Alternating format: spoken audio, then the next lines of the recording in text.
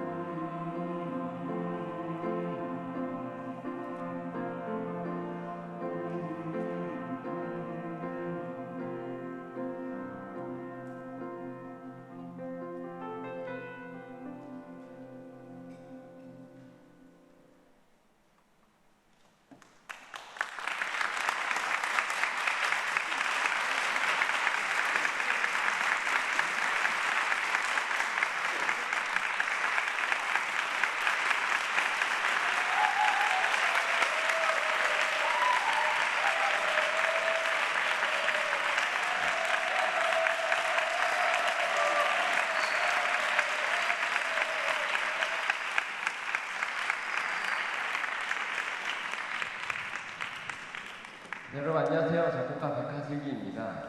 오늘은 좀 특별하게 졸업 연주회지만 격식을 조금 벗어나서 공연을 준비해 보았습니다. 오늘은 제가 맨 처음 작곡을 한 게 저희 아버지께서 쓰신 시 중에 실패자의 송구영신이라는 시가 있어요.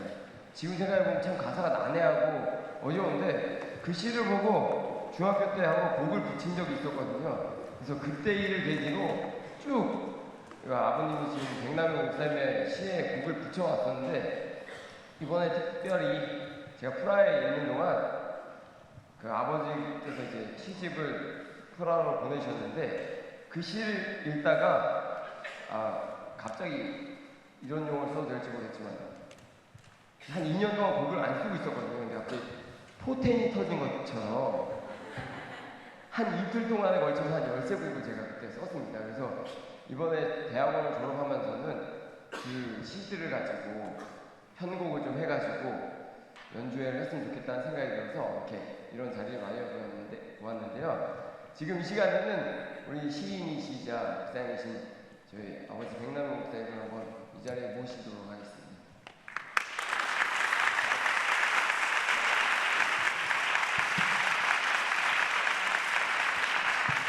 제가 모신 이유는 했습니다. 박수 드리니까 나오죠.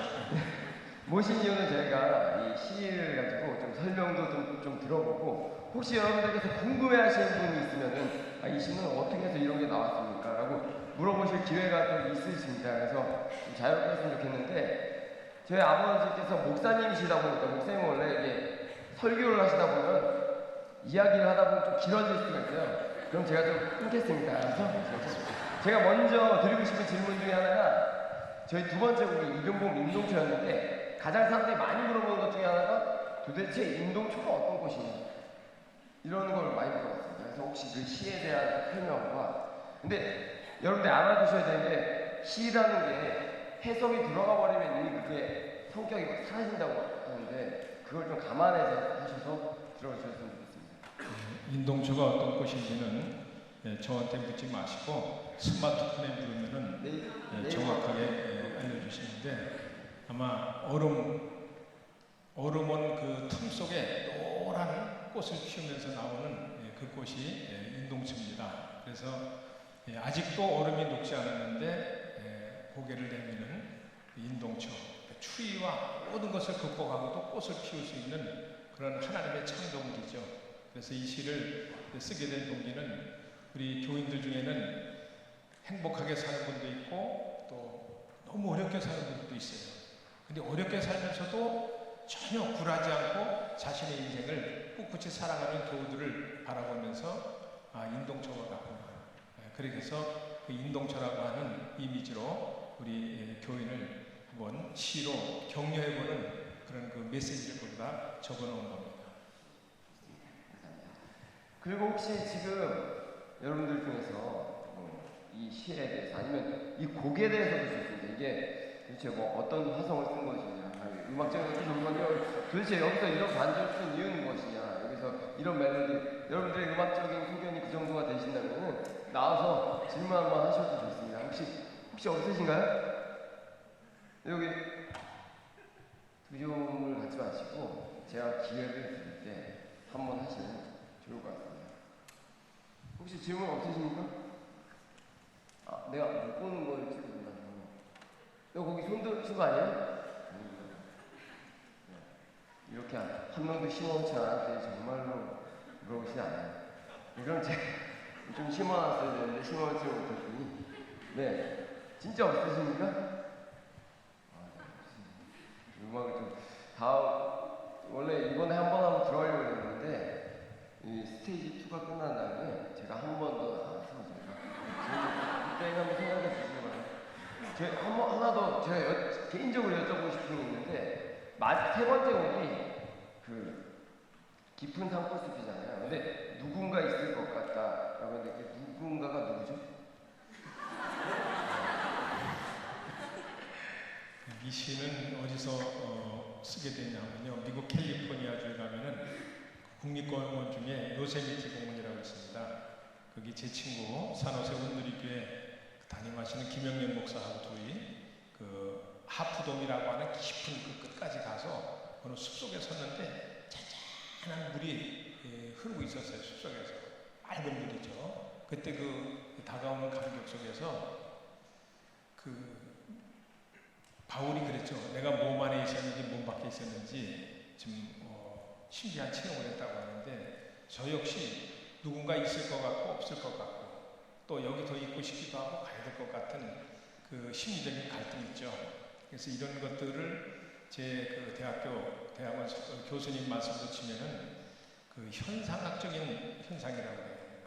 그래서 인생을 행복하게 살 수 있는 하나님이 열어준 유일한 길, 현상학적인 안목이다 그랬는데 뭐든지 새롭게 느낄 수 있는 하루에 10번을 봐도 새롭게 느낄 수 있는 아내의 얼굴이 그렇고 남편의 얼굴이 그렇고 자식의 얼굴이 그렇고 부모의 얼굴이 그런 현상학적인 인생을 살아야 된다고 말씀하셨는데 그렇게 새로운 대자연 앞에 섰을 때 그 느낌이 너무 쉽게 들었던 것 같아요. 근데 오늘은 사실은 제가 시를 쓴 노래인데도 불구하고 이 세 곡이 다 처음 만나는 것 같은 느낌. 결코 처음은 아닌데 그거는 글이라고 하는 것은 차를 타고 가는 것이라고 하면은 거기다가 곡을 붙인 것은 날개를 달고 날아가는 것 같아요. 그러니까 같은 장소라도 걸어가면서 구경했을 때 하고 그 장소를 비행기를 타고 갔을 때 하고 다르듯이 노래가 주는 그 영감이 그와 같다는 생각이 듭니다. 그래서 아마 음악 하시는 분들의 그 사명은 생각보다 크지 않나 하는 그 생각을 오늘 저는 이 자리에서 다시 한번 느끼게 됐습니다. 고맙습니다. 감사합니다. 여기서 끊으시네요. 그러면은 저희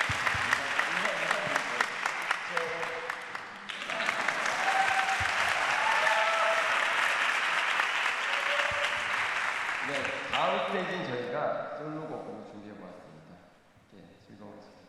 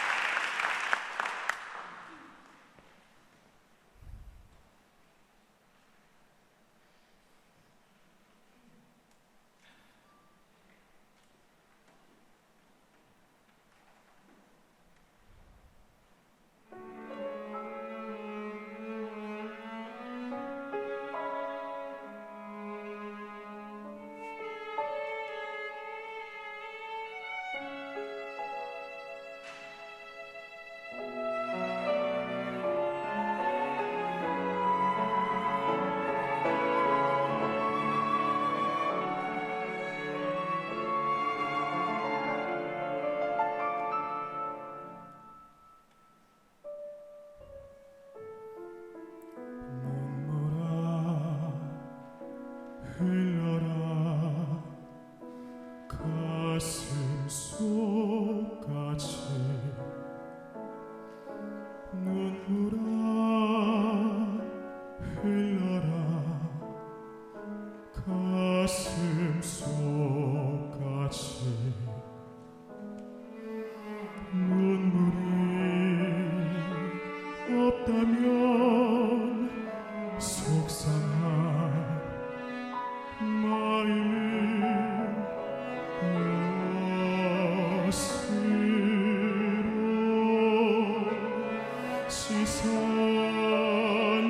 씻어내라 눈물아 흘러라 가슴 속까지 눈물아 흘러라 마음 속까지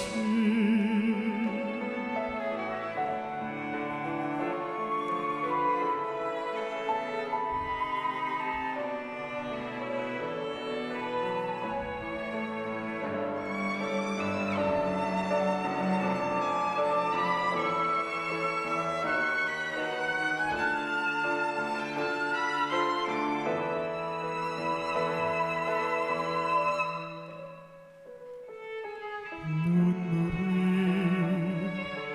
없다면 속상한 마음은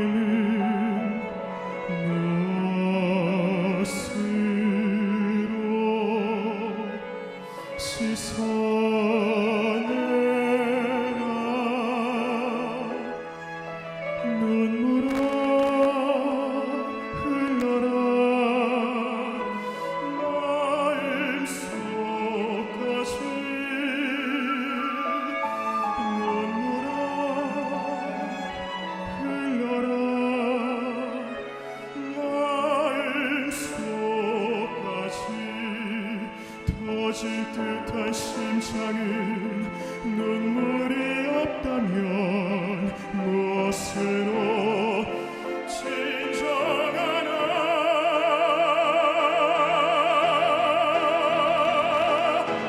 눈물아 흘러라 마음 속까지 눈물아 흘러라 마음 속까지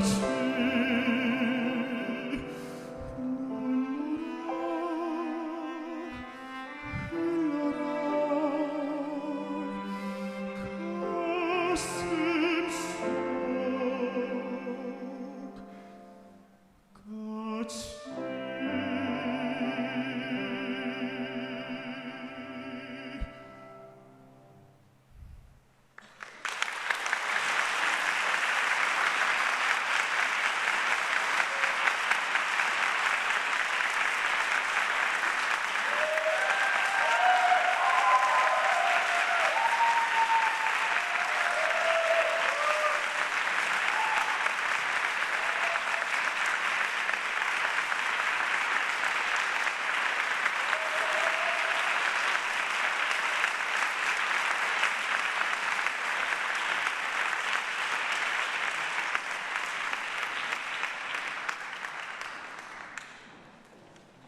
뭐 안 나오려고 그랬는데 나왔습니다.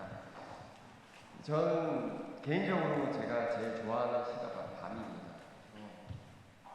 이 밤이라는 그 풍경과 또 밤이 가지고 있는 그 두 가지 가능성이 되게 마음속에 되게 와닿았었거든요. 그래서 오늘 이 시간에는 제가 다시 한번 모셔서 그 밤에 사실 어떻게 보면 되게 그냥 간단한 그런 거 같지만 이 시라는 그 언어는 제일 좋은 언어는 이런 거라고 생각합니다. 처음에 딱 봤을 때 이런 당연한 생각을 누가 못해라고 하지만 결국 자기가 생각을 못하는 거거든요. 그래서 그 생각을 하셨다는 것에 대해서 되게 경애를 표하면서 제가 아버지이신 영남님께 다시 한번 보고 싶습니다.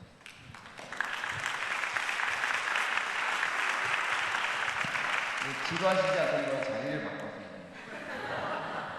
이거 그게 또 현상학적인 현상을 유도하는 방법 중에 하나가 되는 거네요. 제가 사실 의도적으로 바꿨습니다.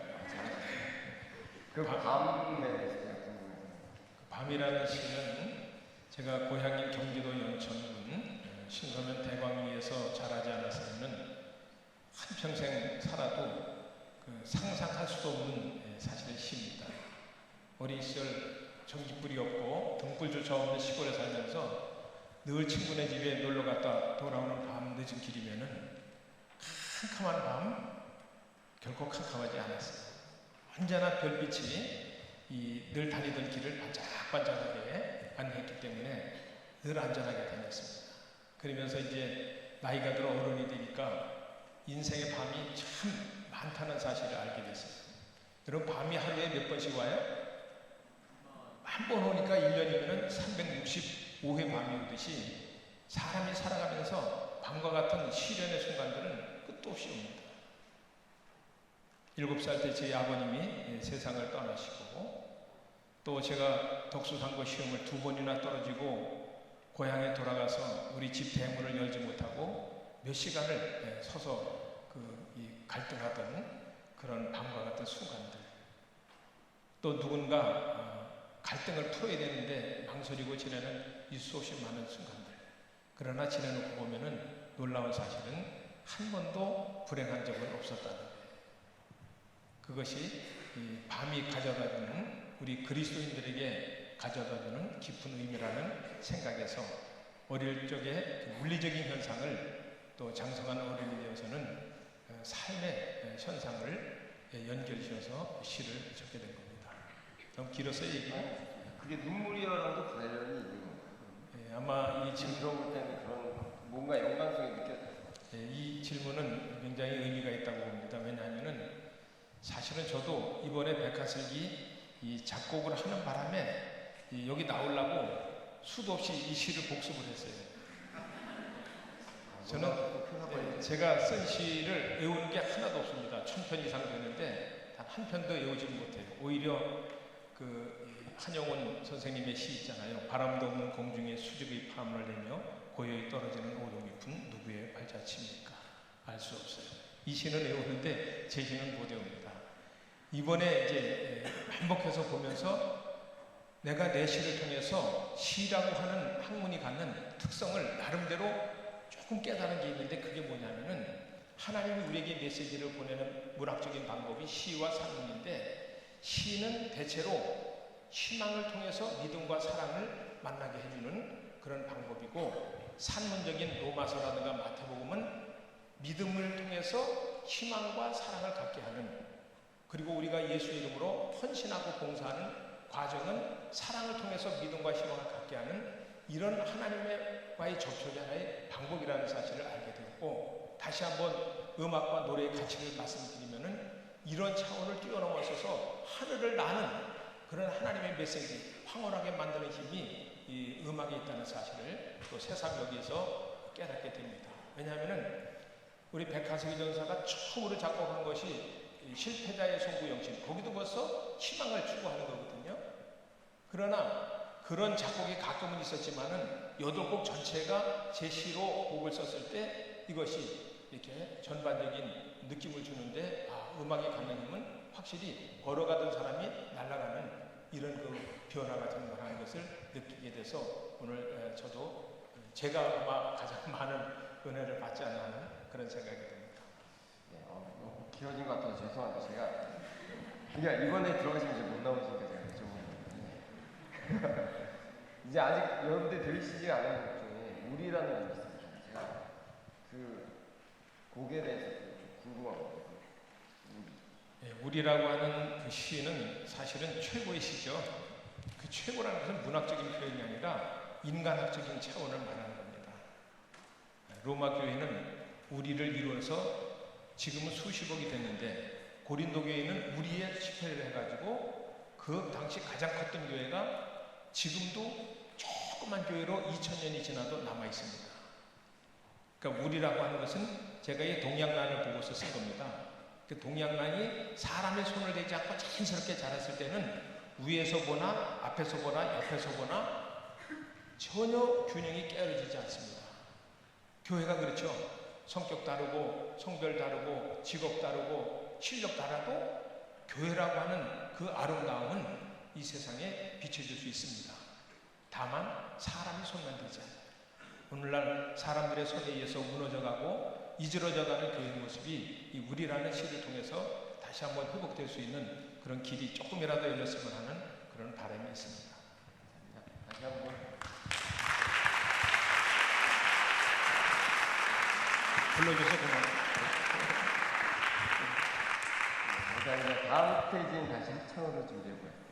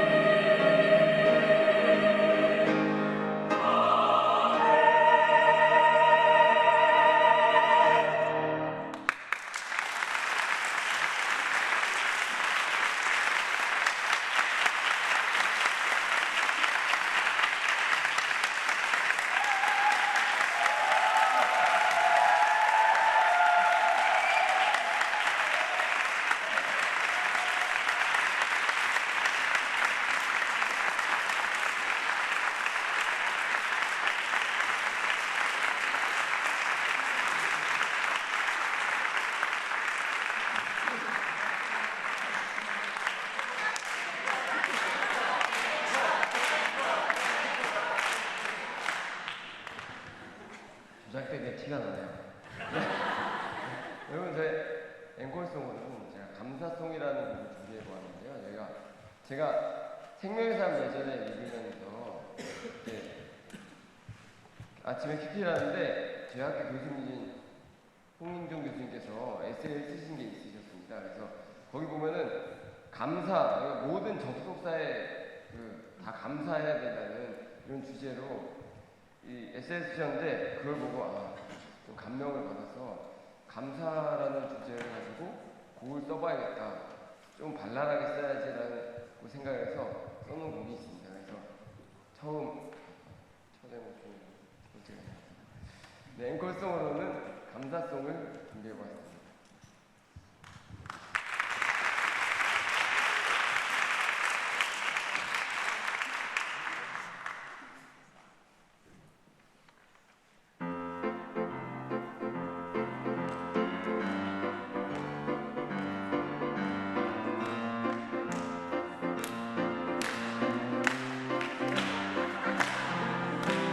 감사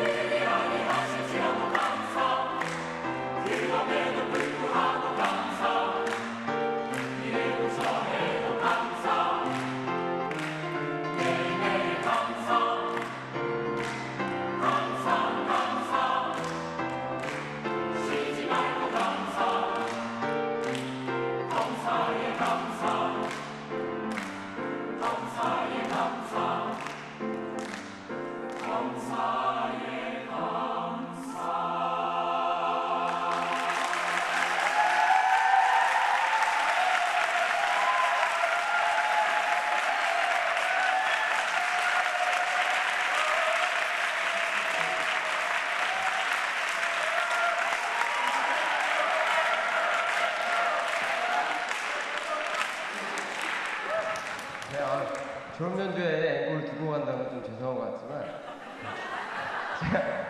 제가 2007년에 한강 고수부지에서 시민공원 있잖아요. 거기 수영장에서 아동부 아이들이랑 같이 놀고 있는데 그 전화가 왔어요. 전화가 왔는데 임명신 교수님께서 저희 학교 성악 교수님이신 임명신 교수님께서 너 지금까지 지내온 것에 찬송을 가지고 한번 편곡을 해봐라.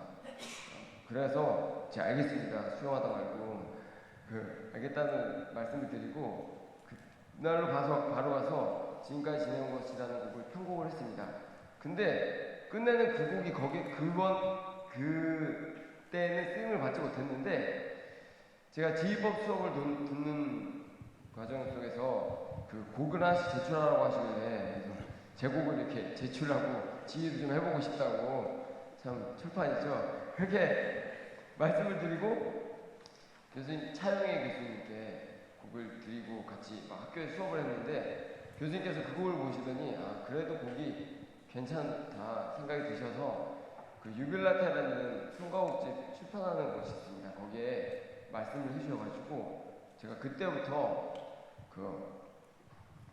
처음이었죠. 그래도 돈을 받고 곡을 쓰는 작곡가가 되었습니다. 그래서 그 처음으로 제가 송가곡을 거기에 드린 후로 계속 곡을 쓸 수 있게 또 곡으로 어느 정도 그래도 현실적인 것들을 채워주신 하나님을 보면서 가사의 뜻대로 지금까지 지내온 모든 것이 하나님의 은혜라는 사실을 깨닫게 해주셨습니다. 그래서 졸업 연주 때 마지막으로 어떤 곡을 할까 생각을 하다가 이 곡을 앵콜송으로 하면 너무나 가슴에 남을 수 있을 것 같다. 후배들과 함께 또 할 수 있으면 너무 행복하다는 생각이 들었습니다. 가사가 나오니까 아시는 분들은 따라 부르셔도 좋고요. 저희 아버지께서 제가 여기 앉아 있는데 되게 중요한 말씀하신 것처럼 저한테 다가오셔서 이런 말씀하셨어요. 주차권 이야기를 여러분들께 꼭 해드리고 난 뭐 시에 관한 이야기인지 알고 무슨 말씀인지 모르겠는데 주차권을 이게 여러분 나가시는 길에 데스크에 주차권을 여러분들께서 값싼 가격에 사실 수가 있으십니다. 마지막 곡을 들으시고 주차권을 꼭 사가시기 바랍니다. 지금까지 지내온 모든 것은 하나님의 은혜입니다.